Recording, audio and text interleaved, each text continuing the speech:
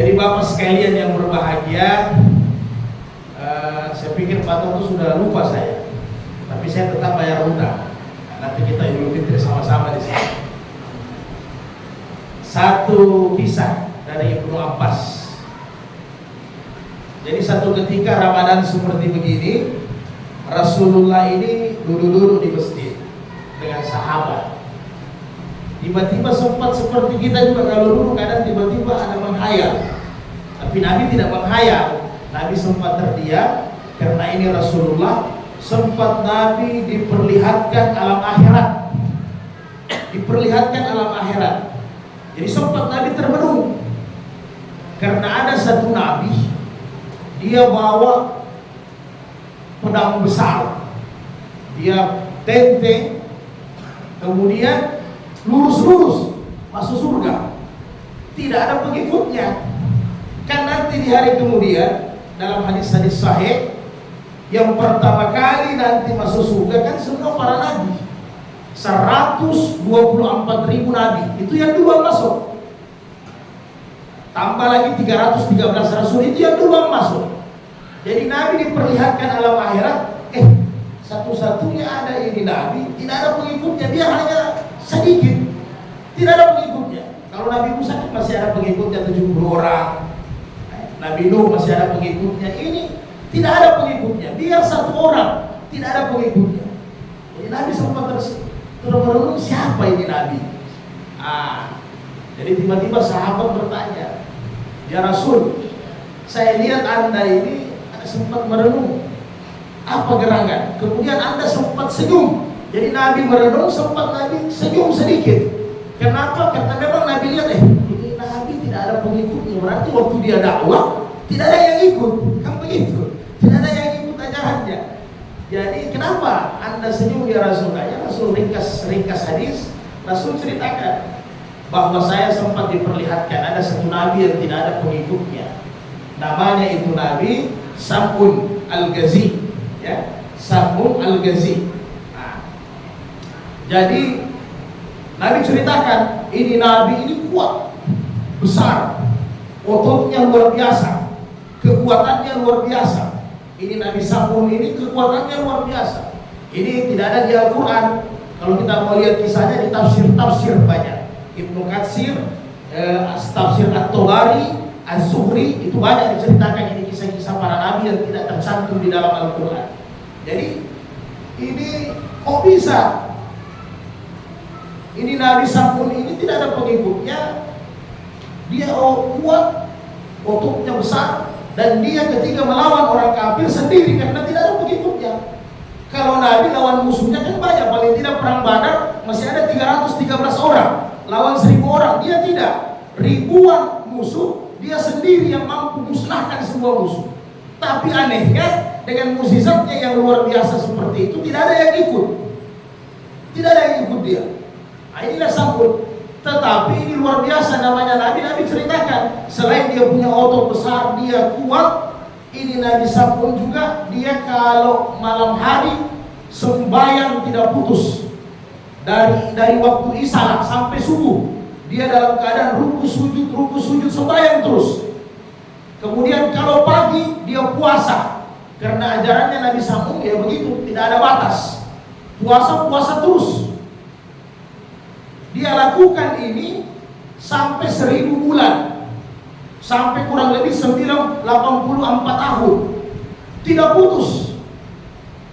Sehingga ketika diceritakan ini, Nabi sebenarnya juga merasa bersedih, apalagi sahabat mereka. Berarti ini hebat ini Nabi. 1000 bulan dia ibadah, 1000 bulan dia puasa di pagi hari, tidak bisa kita kalah. Maka di tengah-tengah kesedihan Nabi, sedangkan umur umat saya ini mungkin sakidegahnya yang sampai 80 ya. Kalau ada orang tua kita sudah sampai 80 sudah luar biasa itu ya. Sedikit sekali ini orang sampai 80. Jadi Nabi merasa sedih, bagaimana saya punya umat bisa seperti ini, Sam'un ini ya. Kalau orang barat sudah ada buat ini filmnya, tapi dia pelintir namanya Samson ya. Dari cerita tafsir ini itu Samson itu yang kuat itu, yang kelemahannya di bulu ketiak Sebenarnya bukan di bulu ketiak, kelemahannya di rambut. Jadi maka Allah menghibur Rasulullah Sallallahu Alaihi Wasallam. Apa hiburan Rasul? Apa hiburan Allah untuk Rasul dengan umatnya? Maka Allah turunkan ayat. Itulah inna anzalnahu fi lailatul qadr. Aku turunkan malam Lailatul Qadar untuk kau dan umatmu. Jangan sedih. Jangan sedih. Qadar di sini secara bahasa Arab bisa kita artikan kemuliaan. Qadar juga artinya sempit. Qadar juga artinya keputusan. Jadi jangan engkau khawatir wahai Muhammad. Saya turunkan malam Qadar itu malam yang mulia, malam yang sempit, malam yang punya keputusan luar biasa. Kenapa disebut dengan mulia? Karena di situ khairu min alfi syahr. Di situ dia mulia karena lebih mulia daripada 1000 bulan. Yang kau ceritakan kisahnya Nabi Sam'un itu tidak ada apa-apanya. Lailatul Qadar itu lebih mulia daripada 1000 tahun, 1000 bulan kau beribadah. Itulah kemuliaannya Lailatul Qadar. Kenapa dia sempit? Jangan khawatir ya Muhammad, hatta matla'il fajr. Karena kenapa sempit? Waruhul malaika, semua tanazzalul malaika, waruhu, semua malaikat-malaikat dengan bapaknya malaikat. Ar-ruhu itu adalah Jibril alaihissalam, itu turun ke bumi. Maka bumi ini sempit, disebut dengan qadar. Jadi seandainya kita punya mata bagus, jadi kenapa tidak bisa kita lihat? Ya memang tidak boleh. Kalau ada yang bisa lihat berarti agak bagus-bagus matanya. Seandainya kita lihat, tidak ada tempat di bumi ini malam Lailatul Qadar. Kenapa? Jumlah malaikat lebih banyak daripada jumlah manusia yang turun. Jadi kalau sekarang malaikat jumlah manusia datang dunia kurang lebih 4 miliar. Itu 4 miliar. Berarti malaikat yang turun di malam Lailatul Qadar lebih daripada 4 miliar jumlahnya. Bersap-sap sampai ke langit.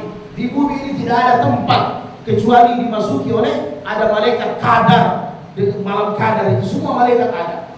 Maka itu yang dikatakan qadar itu sempit. Kemudian yang disebut dengan keputusan, malam itu juga wahai Muhammad tenang.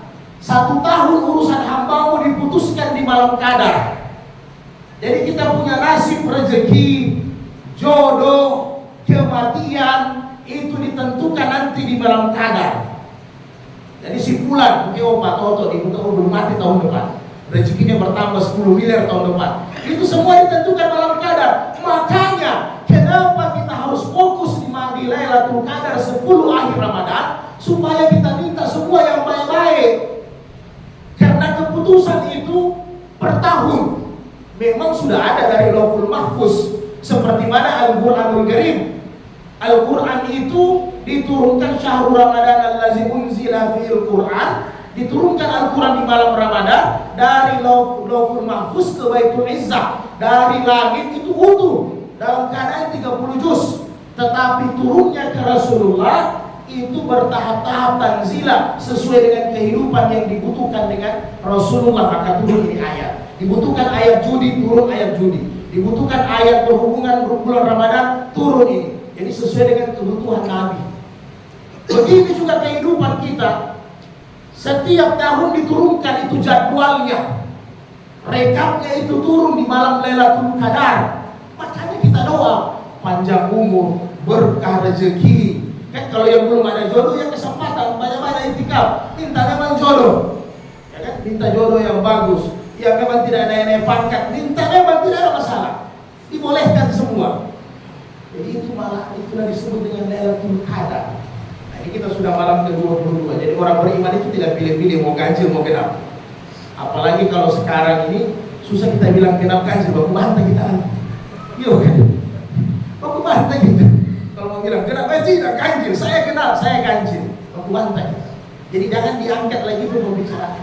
Karena Allah Rasulullah sudah bungkus. Apa bungkusan Nabi? Jadi tidak usah karena hisab dengan hilal ini.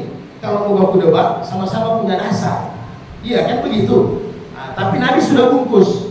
Asyahru, 1 bulan itu Nabi bilang sudah dibungkus sama Nabi sittina wa isrin au salasin. Jadi 1 bulan itu 29 hari atau 30 hari. Itu Nabi sudah bungkus, berarti aman. Jadi yang puasa 29, yang puasa 30 berarti betul. Yang mahlum puasa 28. Yang 31 jahil. Adoyo itu kan. Nah, tapi jangan juga kalau kita sudah start puasa yang dari awal, jangan kita ambil lebarannya yang cepat. Yang belakangan kita puasa jangan ambil lebaran yang cepat, itu pilih-pilih yang enak-enak, iya kan?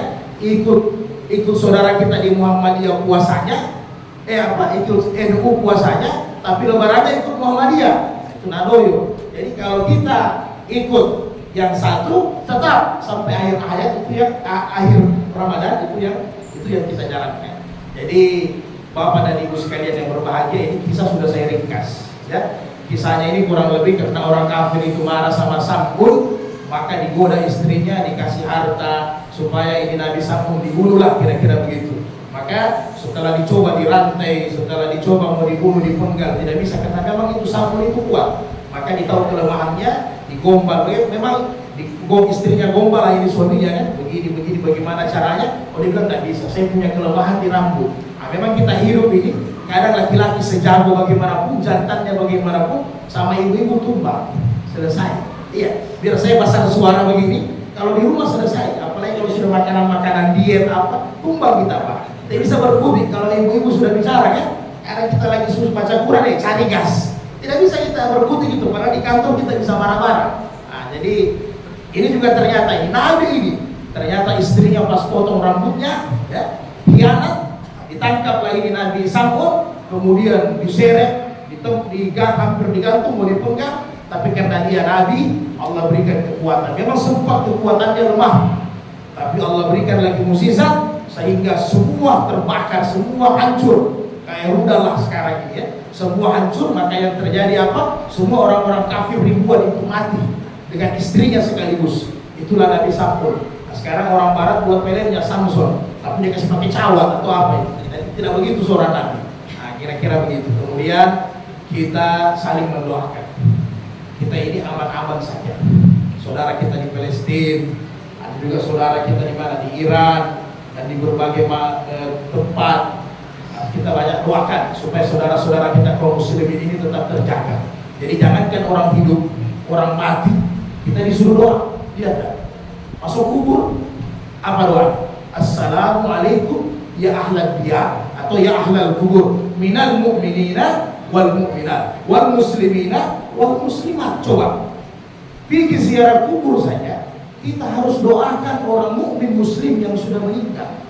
Jadi bagaimana orang mukmin muslim yang masih hidup, kita doakan. Di luar daripada jangan terlalu banyak baku hantam. Akhirnya di mana-mana baku hantam, pusing dengan Iran, pusing dengan ini Syiah, akhirnya tidak baca Quran. Iya kan? Ada juga pintar dia secara politik praktis bahas-bahas tidak puasa. Nah, ini anoyo kan? Jadi tidak usah kita pusing. Yang jelas ahli sunnah sudah tahu bahwa Iran Syiah itu adalah aliran sesat. Ya kan begitu? Sesatnya di mana? Dia kafirkan sahabat, sampai di situ saja. Kalau sahadatnya sama kita. La ilaha illallah Muhammad Rasulullah. Kalau ada ketambahan sahadatnya Ali, itu mengamalkan ayat atiullah wa rasul wa ulul amri minkum. Jadi mereka yang akui pemimpin bukan sahabat, hanya Ali ahlul bait. Itu saja, tapi itu tidak merusak mereka itu muslim. Sahadatnya betul. Kalaupun sembahyangnya 3 waktu, karena dia tafsirkan bahwa liduluki samsi, tergelincir matahari 1 salat, terbenam matahari 1 salat, kemudian fajar 1 salat. Kita ahli sunnah tidak. Tergelincir matahari di situ ada 2 salat, zuhur asar. Terbenam matahari di situ ada 2 salat, maghrib isya. Subuh berdiri sendiri, jadi kita 5. Jadi di kalangan Syiah itu ada 2 versi juga. Ada yang sembahyang 5 waktu, ada juga yang sembahyang 3 waktu. Kalau kita di ahli sunnah banyak versinya.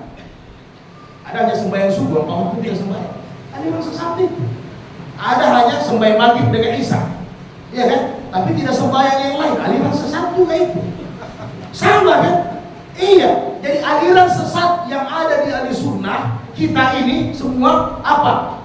keluarga kita yang ada di rumah tidak sembahyang 5 waktu, itu juga termasuk aliran sesat. Iya tidak? Aliran sesat setiap sesuatu yang bertentangan dengan Quran, yang bertentangan dengan hadis Nabi berarti aliran sesat. Mau lagi aliran sesat? Yang mana kita di rumah ada anak perempuan, ada istri kita tidak menutup aurat, rambutnya kelihatan terang-terangan, itu aliran sesat. Karena kita bantah ayat An-Nur, kita bantah ayat Al-Ahzab ayat 59. Iya kan? Ini aliran sesat ini di mana-mana. Dan jangan cerita aliran sesat, anak kita tidak sembahyang. Padahal kita punya anak sudah aliran sesat juga. Nah, kemudian mudah-mudahan kita mendapatkan muttaqin. Ya, ibu-ibu uang zakatnya diambil memang sama bapak tuanya. Jangan sampai habis dipakai beli baju baru. Disiapkan memang sudah di pasaran memang. Nah, ingat zakat 37.500 untuk kota, yang tertinggi 42 di daerah kepulauan, kemudian Basnas 50.000. Nah, ini ada sudah banyak Pak Toto, tukar uang dulu di kios, uang kecil, aku ya ambil zakat, karena ada yang bawa uang 40.000 kan 37.500, dia tukar uang bonjol dengan 5 tuh, karena ada yang datang bawa zakat 40.000 dia minta kembali ke 2.500, masih nanggaro pimpu kita, iyo makin kiri kanan lagi. Masih gitu lagi, masa uang 40.000 pergi sama ambil zakat, kembali ke 2.500. Makanya Basnas kasih standar 50.000, dikasih lebih-lebih. Ingat, beras SPHP sudah banyak sekarang di mana-mana, ya kan? Jangan, saya tahu kok setengah mati, apalagi orang di sini kaya-kaya tidak mampu pakai makan SPHP, tak makan kandas di perut kan, di tenggorokan. Dia pergi beli SPHP, dia bawa ke masjid Ali cara zakat. Hati-hati Pak, apa yang beras kita makan itu pakai zakat. Jangan dibohongi Tuhan ya. Kita pergi makan itu beras premium, pas pergi zakat cari SPHP. Di mana SPHP di kenapa 60.000 kan? 60.000 5 kilo. Padahal kalau beras premium itu sudah kurang lebih 85.000 sampai 90. Jadi jangan diakal-akali ini hukum. Tidak boleh. Makanya Imam Abu Hanifah bilang boleh pakai uang. Karena itu jangan orang ini bahlul nanti. Tahun lalu Pak Toto masih saya dapat orang antar zakat itu berasnya hitam. Kira-kira kalau kita tidak bisa makan juga jangan dibawa untuk zakat fitrah. Mudah-mudahan kita semua orang yang gembira. Ya, kemudian ada yang gembira tapi tidak puasa potong ayam 10 ekor. Jadi jangan begitu. Kita potong ayam, kita gembira karena dosa-dosa kita sudah diampuni. Allah musta'an. Alafu wa minkum ilal liqa ma'assalam. Subhanallah bihamdika asyhadu an la ilaha illa anta astaghfiruka wa atubu ilaik. Assalamualaikum warahmatullahi wabarakatuh.